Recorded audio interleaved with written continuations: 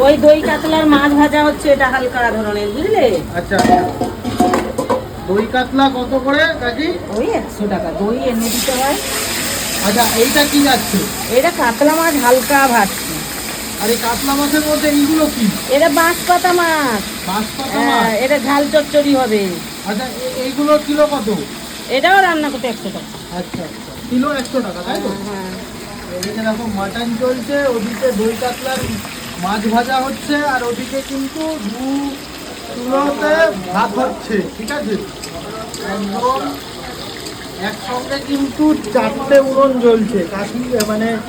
কাকির কিন্তু 4টে না, 6-7টা উনুন জ্বলে একসঙ্গে, তাই না কাকি? হ্যাঁ, আচ্ছা, মনে রাখো কি করে যে কোনটার পর কোনটা মশলা দিতে হবে? আমাদের এতগুলো অভ্যেস হয়ে গেছে বাবু।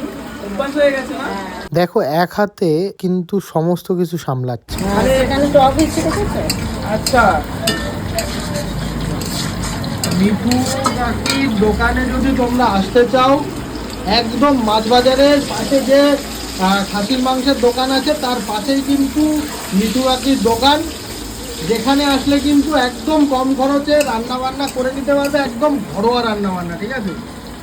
বাইরে রান্না করলে স্বাদ পাবে না, কিন্তু মিঠু কাকির এখান থেকে রান্না করলে অবশ্যই ঘরোয়া একটা স্বাদ পাবে।